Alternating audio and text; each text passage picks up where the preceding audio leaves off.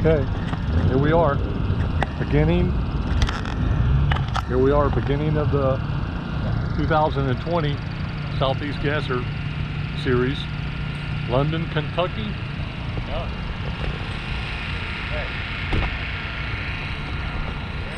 Basically all of our testing is done, and we got it running pretty good.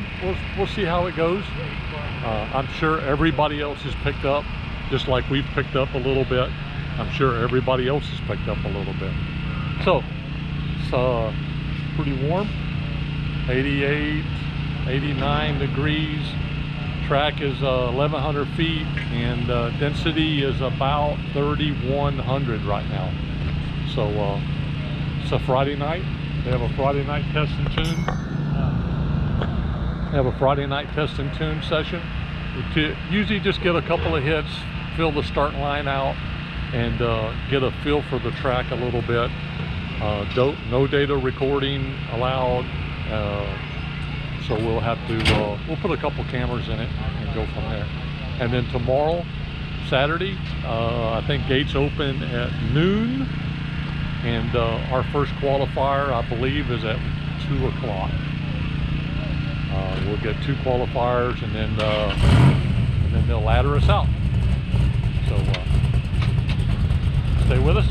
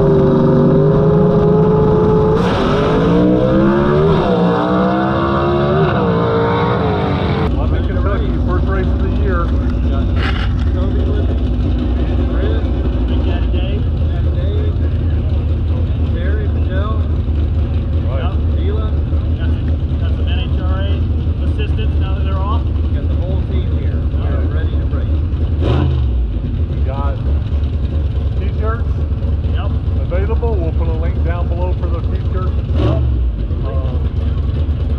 All there. I'll go back to this deal. All good. So we'll try to do a little bit of video between each round and do a little more walking around. A lot of cars are here, guys. A lot of racers are here. It is packed. Big car count. Right. Mooresville will be our second race. Yep. Come by and pick your t-shirts up as well there.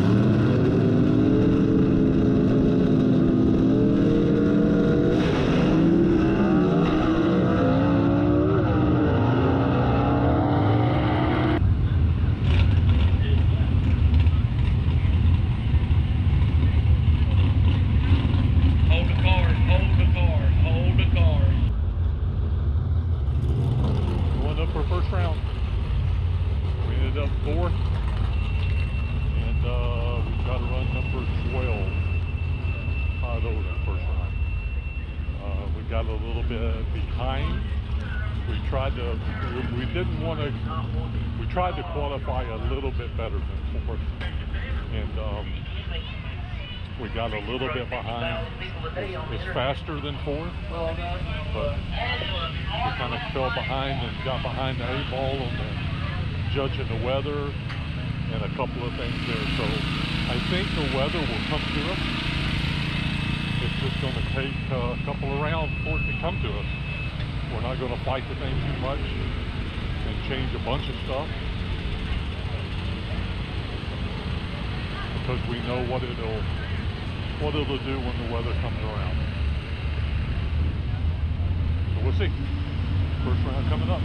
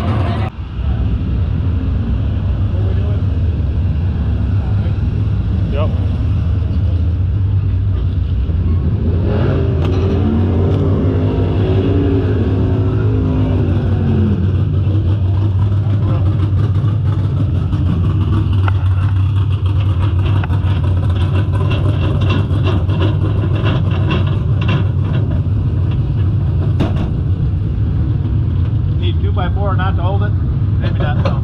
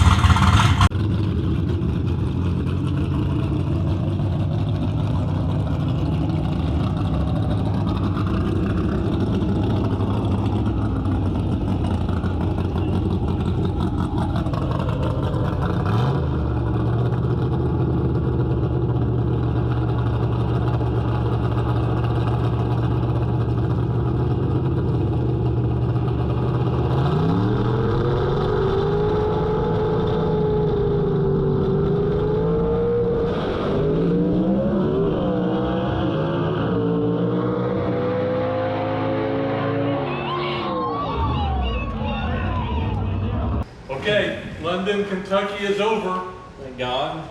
It's hot and miserable there. Hot, miserable, first race of the year. I don't know, we made a test run Friday night. Everything seemed okay, just kind of looking at everything. Motor was so-so, Yeah, a it little ran. unhappy, but not too bad. Friday night, Yeah. Saturday comes around, oh my God, probably 90 degrees. 93 degrees. Yeah, 93 degrees and probably 3,700 feet of air. Yeah, 153 grains of water in the air. Right. So we were trying to burn water instead of what little air we had. So looking at the tune-up and looking at a couple of other things that we've changed, and said, well, shut it off a little early on our qualifiers and qualified 5th. Yeah. Probably should have qualified maybe 2nd, really, you know, if we'd ran it through. So, but we were okay, you know, we knew the weather was nasty but we knew once the weather straightened up, it would come to us a little bit. So, first round, I don't even remember who, we were in Todd Todd, yeah. Oden first round. He's a tough competitor too. And we were still trying to dial the car in because of the heat and the air was so bad. And this car struggles in bad air more than any other car out there, I would think. Yeah. Just because of the dynamics of how the engine is. So we have to get a game plan together, which we are working on one, to run in bad air, because the next track we go to, Mooresville, we're in bad air again. Right. And we're in Florida all the time testing, so. Right, and we've been testing during the fall and the winter a little bit, and the air hasn't been bad down here, like summer. You know, it hasn't been 5,000 feet of air. It's been in the 2,000 range or less. 1,200. Right, so Todd Oden first round. I don't even know what he ran exactly. The big Chevy. Yeah. He qualified 14th or 12th or 14th or something. Yeah, he was struggling too. The air was bad for Everybody everybody. was struggling, yeah. But we got by first round pretty good. But we run first round, and I think we were second fastest of everybody first round. So we came back and really made the decision. I mean, it's my decision probably not to mess with the tune-up. I thought myself, we ran good Friday night. The motor was pretty happy Friday night when the air was good, or the sun was down and the air came down a little bit. And I thought, well, you know, if we can just get by a couple of the first round, couple rounds here, 1 to 2 rounds, it was second round was at 5:30, 6 o'clock, I think. You know, then by third round, we can have the air will change, the sun will be gone, the air will kind of come to us instead of us risking the motor a little bit. Yeah. I believe it was a good call. So when we go out second run, we had Gabe. Yep. Gabe in the second run, and issue in the staging lanes when we went up for second round. Yeah. Everybody knows that you can't have. Everybody knows in testing and stuff like that. We have a race pack that we run on the car. Everybody, not everybody, but most everybody has the same thing. They test with the race pack and look at the O2s and look at drive shafts and all that stuff. And then, but when you go to the races up there, Quayne requires us to pull the box out of the car. We can leave the wiring harness and everything in, but the box comes out of the car, and it is what it is. Yeah. You get no data. You're not looking at data or anything during the race. Well, in the staging lane, somebody pointed out that we still had an oxygen sensor in the exhaust. We've left it in the exhaust before, and other people have left theirs in the exhaust before, without anything ever being said. Yeah. but for some reason, they decided that we were going to be an example, I guess. Yeah. I don't know how to put it. So We basically, were accused of running a data logger, and we, of course, we weren't running a data logger. right. So Quayne came up and basically said, after this run, drive back straight to the trailer. We're going to check everything and make sure you don't have a data logger in it. We're like, okay, well, whatever, you know. Yeah. So we go out for second round. We had Gabe, and typical in Gabe fashion, Gabe left on us, and there and just couldn't catch him. Couldn't get by him. And it was right there at the finish line, and you couldn't tell who won, but it is what it is. I think second round, we were the fastest second round, but just got beat on the whole shot with Gabe. Yeah. And so it is what it is. You'll see in the little, I'll put a little clip, but you know, and then Quayne and all the guys followed us back to the pits and went through the car, made sure there was no data logger in it. Of course, there wasn't a data logger in it, and I haven't seen any rules.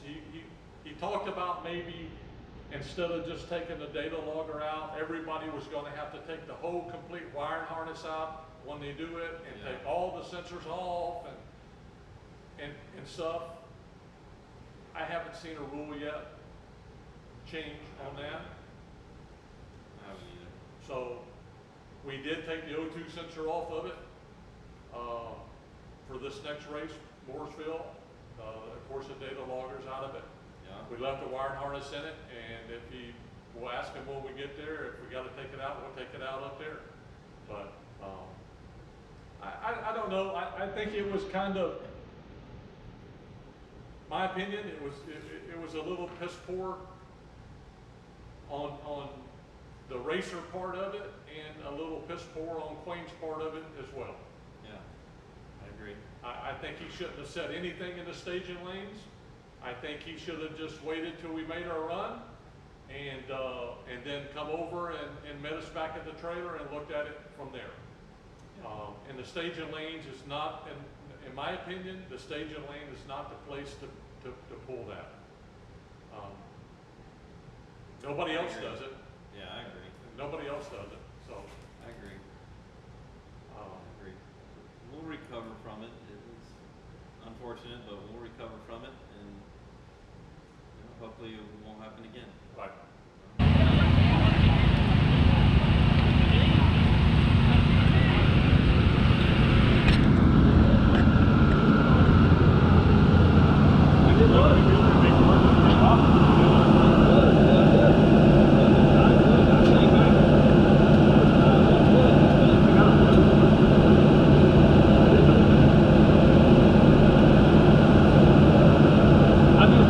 You know, it just goes with a race pack, you know what I mean? Right, but see, it's like I told Dave, when it's in a harness like that, I can't trace it Right. to know there's not a race pack, and I don't want to go tearing wires out of the car. But I unplugged Well, you can see where the connector, where we leave where the race pack goes. Right here. The connector's right there. Right, and see, I unplugged this in the staging lane. Yeah. It's like I told them, Toby, what happens, it makes me look bad when somebody brings it to my attention. It makes the tech department look like we're not doing our job. And like I said, the driver's meeting, we know we're slack. There's no question. We need to do a better job. The budget don't allow it, and all the plans I had this year got shot to shit, of course, with all this COVID stuff. So we're still Right, but we shouldn't have to take the whole harness out of it just to not take the the race harness, pack no, out. not the harness, just the sensor. You know what I mean? Just the sensor. Well, you're going to take every sensor out then? Yep. You're going to take the bell housing? You're No, going to... I have agreed to leave the bell housing. I'm gonna put out a newsletter next week, try to make it make sense to everybody. I shouldn't, if it was up to me, you wouldn't be allowed to use race pack, period. But I can't stop y'all from using testing. There's nothing I can do about that, because I can't follow everybody around. You can't police it. Right, I can't police it. There's no way, and I wouldn't try. So, in order for me to make sure nobody's using no data recorders at the track, so you can use a GoPro. People's using GoPros on the tag. What can I do about that? I wish I could stop that. It's such a hard thing to do. And you know yourself, if I and said, okay, everybody use them. Well, it's you know gonna where that open a goes. can of worms. Yeah, I know. To me, it takes talent out of racing. I think it takes more talent to race without a computer. You know, yourself. My deal is the reason to use a race pack, it just costs so much to run these things. Oh yeah, And it right. just And shortens you learn the time quicker. up. You learn quicker. Yeah. You know, you can, you know. That's the reason I allowed aluminum heads, is because to me it's cheaper. I didn't do it to make the cars go faster. I did it because it's cheaper. Because you can go pay Gene Fulton or somebody, you know, $20,000 to build you a cast iron head. And the first time you crack or blow a motor, you ruin it. Exactly. And then everybody's got to buy a $20,000 head. Anybody that knows Dave knows that we don't cheat, we don't pull no punches. It is what it is. We'll go. Like I said, we'll lick our wounds and get ready for Mooresville. Mooresville's the 27th. I think so. Yeah. Which is going to be this video will hit before the 27th. And everybody come out, see us. T-shirts are there. Yeah, Lee will be selling t-shirts there. Just about any size you need, he's got you covered. Right. And come up, see us, say hi, look around. We got handouts. We got a few things that you can pick up as well. Mooresville, 27th. Come out and see us. I'm excited. I'm ready for it, brother. We'll be leaving. I'm ready. We'll be leaving here in a couple of days. Yeah. Everything else is ready on the car. We just got to load it up. Car's ready to go. Right. We're ready. So we'll see you there. All right. Like, comment, and subscribe.